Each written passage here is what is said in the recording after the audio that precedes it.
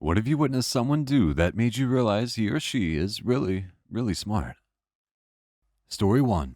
Older brother was always terrible at school. I can remember him straight up asking why he needed to graduate high school and then again in college. He then accepted a low level job after graduating in marketing that ultimately fell apart due to the company executives screwing up big time. During all of it, he was somehow able to keep a small client and, within 7 months of working, was promoted to their executive marketing director, making six figures.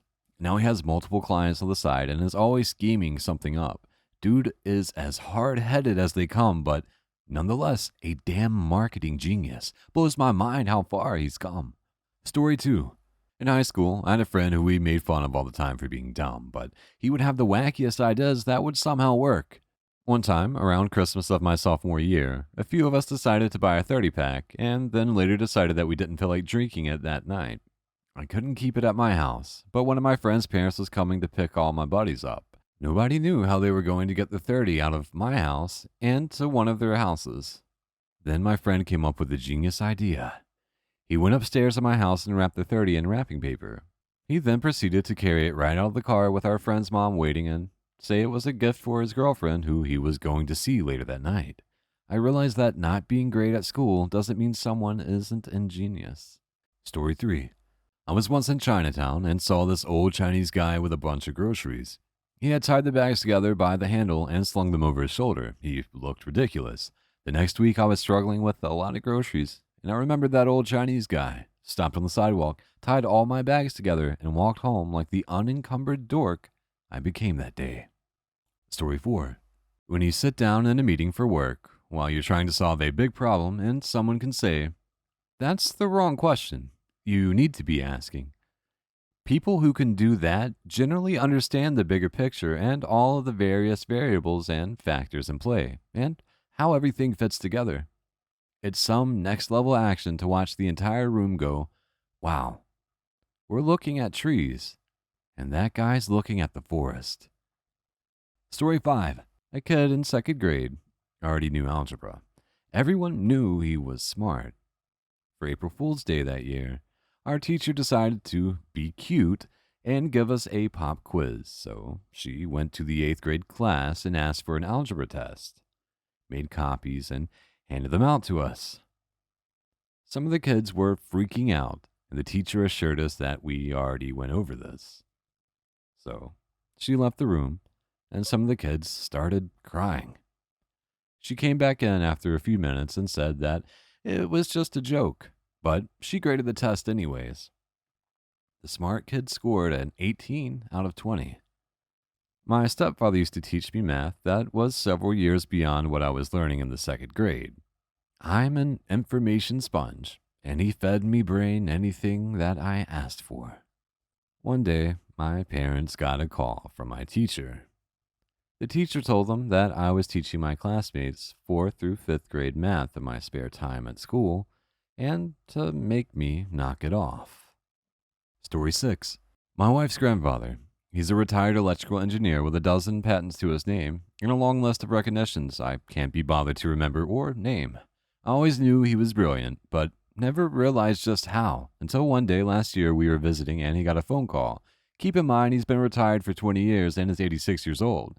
The phone call was from an electrical engineering firm from halfway across the globe, asking if they could fly him out to a site and have him consult on the energy capture of the hydroelectric dam they were building. They'd run into a problem that none of them, all electrical engineers, could solve. They had consulted 3 of the top related university departments in the U.S. on the issue, and the last one had referred them to him. 20 minutes on the phone, he agreed to think about it. 2 days later, he had solved their issue and written the solution on a single 8x11 sheet of paper, which he scanned and emailed to the company.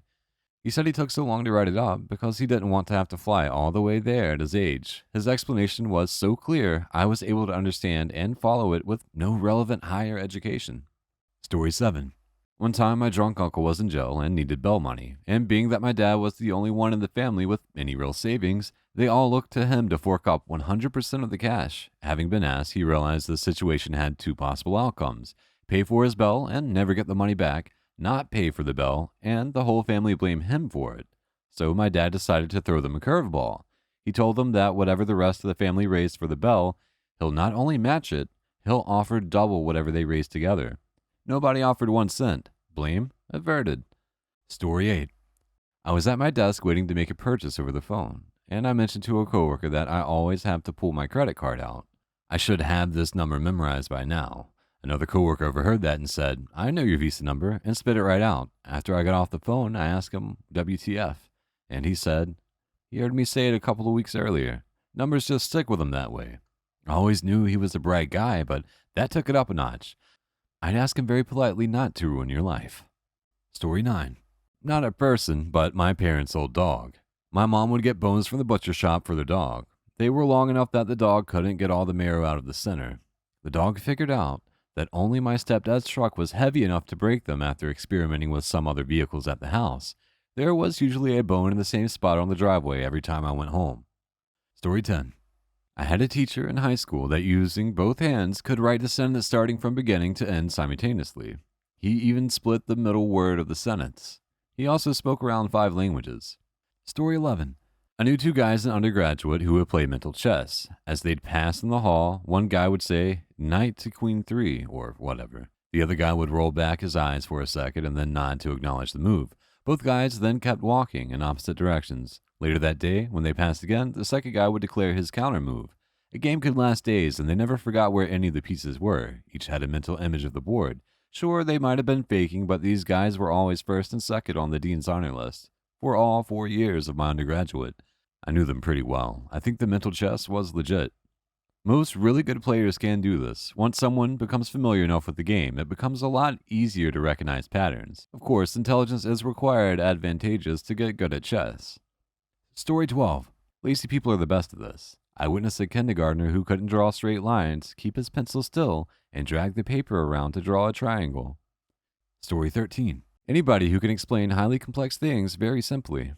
It takes an intelligent person to understand it, but it takes a brilliant person to grasp it so fully they can dumb it down to explain it to anybody. I think it was Feynman who tried to write up an introductory textbook on some obscure topic and concluded that more research was needed because he was unable to explain the topic simply enough. Story 14.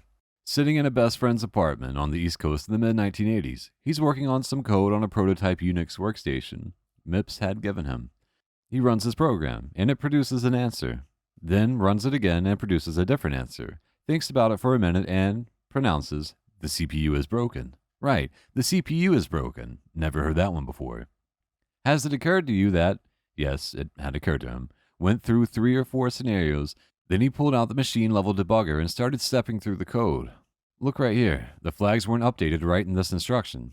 Yeah, whatever. Sends email on the brand new internet to MIPS, gets a response the next day. Oh, you have that CPU. We have verified your issue. We will put in a replacement in the mail promptly. His CPU was broken. 30 minutes from diagnosis to request to repair.